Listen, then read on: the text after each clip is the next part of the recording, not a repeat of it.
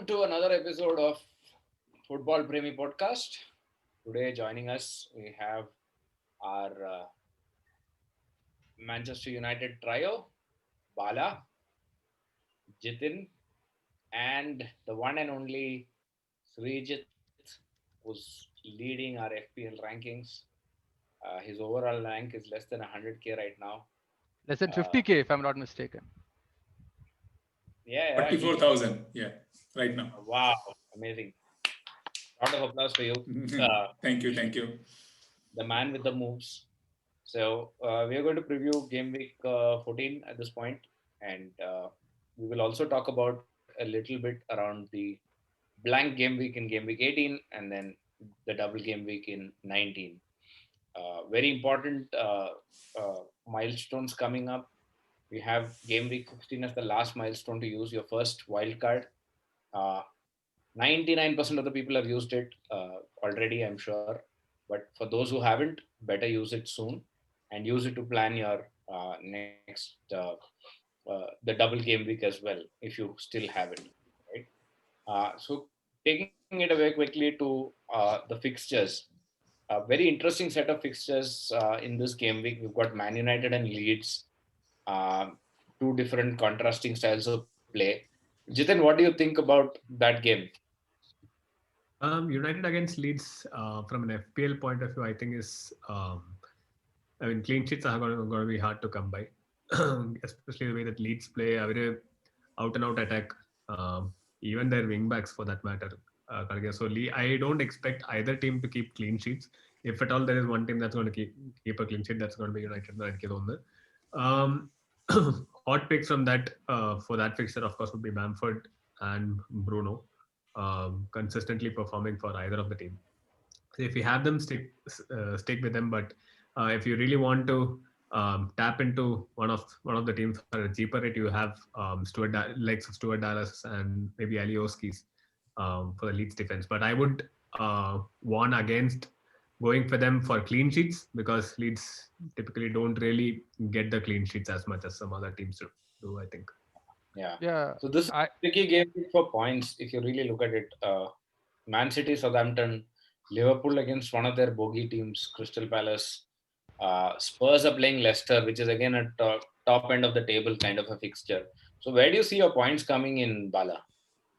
I think you should be targeting teams which are playing the bottom end of the table. So go target your Burnleys, your West Brom. West Brom is probably in a bit of a disarray because they have just sacked Slaven Bilic. But again, I would say West Brom is at the start of a survival journey. Yeah, the flip side, they're going to start putting some clean sheets, maybe getting some draws, fighting draws out.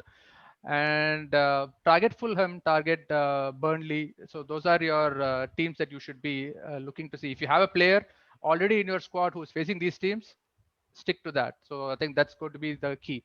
And it's going to be the start of your festive period. So keep an eye on rotation. Make sure you do not completely wipe out your bench. Have some people at least coming in with some 2 or 3 points off the bench if there is a substitution, so that those 2-3 points add up over the season. So don't have a dead bench. So that would be my big thing to say.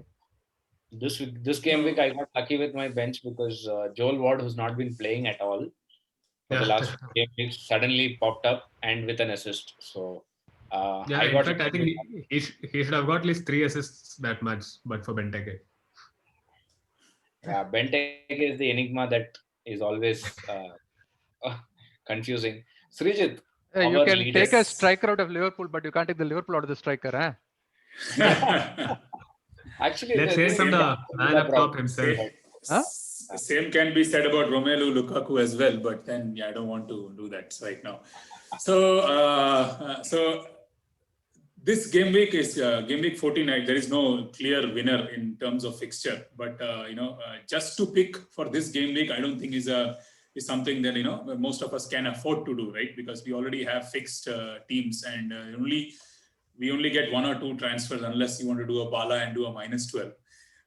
But I think the regular suspects will fetch you some points, and most of them will have them, right? So Contrary to what Bala said, my theory has been to strengthen the first 11, which which is why I always keep saying I've been riding a wave of luck, which probably might desert me around this fixture time, because I have my bench with absolutely 4 players, with 3 players who don't play. The goalkeeper is not even part of the team anymore.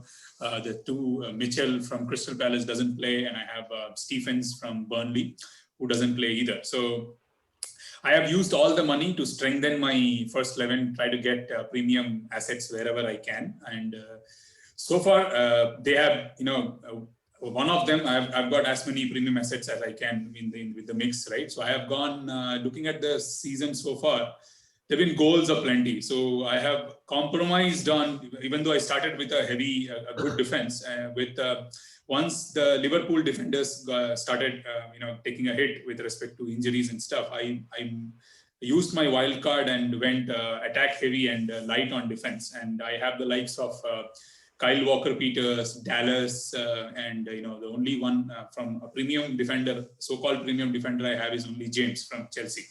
So my defense points are hard to come by, but you kind of make up with all the attacking returns from the likes of Bruno, KWB, Salah. I had Wadi and Kane and so on. One person who's had a good game week, at least for game week 13, has been Bala. His midfield has really fired. He's got Son, he's got plenty of the top firing guys. What do you feel?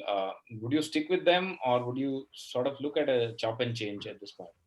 I think I'm kind of okay, because I had my wild card in game week 12. I surprisingly did not do a transfer this week, so I actually have 2 transfers going into game week 14. So I have the ability to still do my -4, because I'm looking at 3 players potentially, right? So I can basically one of my premium midfield assets, I can look at whether I can drop and reinforce elsewhere and bring them back in little later. So that's something that I can think of doing potentially. Right now, I'm quite happy with how my midfield played. I was really itching until the last minute to drop Neto. Jithin talked me out of it. So all the points that I get from Neto from now on, actually spiritually Jithin's points there. Right? So, so I think my 5-man midfield looking good. I think that's okay, and I'm a little light on the striker front. But then on the average of things, right? You have a 11 or 12 million Kane, and you have a 6 million Bamford, and they're giving you the same points. So why the hell not, right? So as long as the Bamford and Callum Wilson, train keeps chugging along, I'm going to ride that train until those wheels fall off, so to speak. And when they do, I think I'll probably dump KDB and reinforce that. What do you guys think of the Chelsea assets? I think pretty much everyone has seemed to have gotten rid of them, except for maybe Chilwell and James. Yeah, I think. Do you think now they're going to start firing again? Let's see how the January window comes about, because they look a little jaded right now. I don't know what's the scene with Pulisic. So if he comes back in form, healthy, I think they start firing again. The front, attack side of it. Chilwell is, I think, steady points. James is steady points. Zuma will pop up here and there with a header. But I think right now, if you are going to have Chelsea assets, you're going to be looking at defenders more than the attackers. Yeah, makes sense. Any call for Mendy at this point? Instead of Mendy, Martinez is a no-brainer, and he's like 0.4 million cheaper, right? So why would you even consider Mendy? I don't see that as being value. Yeah, I think goalkeeper-wise, McCarthy Martinez or Meslier, the 3 M's. I think those are the 3 who can. No clean sheets for Meslier as such, as Jithin rightly pointed out, but I think he gets a lot of save points once in a while. So it kind of averages out. I think you're overlooking one character in the mix, which is Sam Johnstone. He's been keeping a lot of attacks at bay, including the famed Man City attack. He couldn't save Bilic's job, but he did all he could, right? It's an interesting second goalkeeper to have if you really are playing a wild card at this point. No, I think that's a fair shout, Anirudh, especially because once Big Sam comes in, the West Brom defense is going to be much more stable than what it was. So Johnston's likelier to start getting his clean sheets starting next week, I think. And the fact Yeah, that, big. I think you should target Johnstone in your team against the mid-tier teams. So you have the best of both worlds. You have the possibility of a clean sheet at the same time, him getting some save points and bonus points as well. Right. Good shout. Yeah, I like it. Yeah. yeah. Any other left side picks or differential picks from our panel? Jithin going first. I'm not sure if many folks still have him, but Danny Ings is an absolute must have in your watch list. I guess, especially the way that Southampton have been playing. Um, he, like Bala was pointing out earlier, he comes within the same Jamie Vardy bracket for me. He's on spot kicks. He has too many chances game after game, and he's the kind of striker who won't keep blanking for long. So Danny Ings at this point is a big differential if you ask me. Until Jimenez comes back in the mid, if you are looking for a budget option at 5.4, 5.5, you have Dan Podence and Pedro Neto, I think, within the same bracket, who are likely to give you that 6 to 10 points, which is worth because you're only investing 5 million in them. Whereas on the uh, in the midfield, I think pretty much everywhere is big hit. So in my opinion, Danny Ings and maybe a Pedro Neto is the differential you can look for in the next 3-4 game weeks. Sreejit, what's your view on Soucek? He's been popping up with an odd goal here and there. At 4.95 million, he's one of your budget picks. What's your view? I think his price increase is at 5. He's someone I had and then I removed when I used my wild card pretty early in game week 3, right? So it all depends. So I am looking at game week 14. I'm not doing any change. I'm sticking with whatever I have in game week 13. But I eventually want to bring back my Spurs assets, or at least one of them. So depending on whether it is Son or Kane, then I will have to, if it is Kane, then I'll have to go the Soucek route because he's the lowest price midfielder that I can get who's also playing and has, the odd week can get me, 8 to 9 points. But if I go the Bala route, which is to get Son in and then use, a cheaper striker, then I might have to not use, because I will have 5 premium midfielders, then there would be no place for someone like Soucek. So and again, still debating. I've got a week and a half to kind of figure that out. Okay, quickly moving on. Captaincy picks. Bala, your view? It's the season for Salah, so I'll stick with that. Okay. Jithin, your captain pick? See, I've been at least this season I've been following when in doubt go with Mo Salah. But just for game week 14, since I'm in need of making up points, I might go the KDB route away against Southampton because he's been blanking for a while, and I expect him to bounce back pretty much. Okay. Nobody for Wilson? He's got a decent match against Fulham. Yeah, but I don't know. I'm thinking of going with Bruno. I should have gone with Bruno probably this week, and it's kind of the week I had thought hard, and went with KDB, but KDB kind of blank, not kind of, except for the bonus points, he had a very poor return. So I might still stick with him for the game week. That was my initial plan. Game week 13, game week 14 was KDB with Bruno being the vice captain. But I might, depending on how Fernandes plays, because that's against Leeds, as everyone's sure, it's going to be a attacking game, and there's going to be a lot of. I think there'll be a lot of goals on both ends. So, quick thing on the Wilson point, Anirudh. I think folks who are trying to captain him, Areola has been in terrific form in the last 2 matches, one especially against Brighton and Liverpool. So you might wanna keep a watch. Fulham defense, even though it looks shaky on paper, the keeper is in top-notch form. So Wilson might find it hard to convert his chances, I believe. Yeah, Fulham themselves have, I think the last 3 game weeks, they have actually played much better.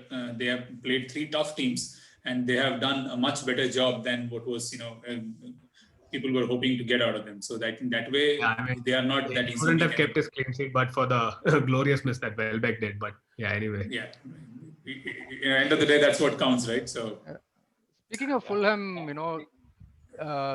performing better than they are expected to in the attacking side, keep an eye on Bobby Decordova Reed, right? So he's been popping up with goals almost every other match. And at 5.3 or something, it's an awkward price bracket. Like you're not sure if you want to start him or stick him in the bench. But if you have the money And if you are feeling very light and you want a differential pick, why the hell not? I think Bobby Reed is in probably the best form of his life, and he's definitely at any given point in time much better than Mitrovic as a attacking outlet for Fulham. So keep an eye on him. If you have the budget, you have the space, you want to take a punt, on the next couple of weeks, bring him in. So that's my differential pick. I Thoughts would say. on looking ahead to game week 18 and 19? For those who are new to FPL a little bit, game week 18 is one of those where you can use your free hit if you have not already used it. A lot of potential there because there are very limited games happening in that. It would be a combination of a free hit and a bench boost in the next game if you really want to play all your cards in January. It's an interesting choice, but keep an eye out for more double game weeks coming up. Yeah. It's quite possible there might be fixture congestion, there might be FA Cup replays, there might be other reasons why games gets postponed, right? It's very tricky season this time. So keep an eye out for that and take a call. Take a call if you want to really play your cards now and get ahead in your mini leagues, or if you want to sort of wait and watch and play that at a different point in time. Anyway, interesting times for this FPL season. I hope you found this video useful, and uh, as always, like our videos, subscribe to our videos, and you'll keep seeing Sreejit, who's now at about 34,000. Hopefully, he gets into the top 10K very soon. Hopefully. Yeah, and I have a reputation for jinxing things, so I hope. Thank you so That's much. why. Thank you so much for watching. See you soon. Thank you guys. Cheers. See you guys. Take care. Cheers.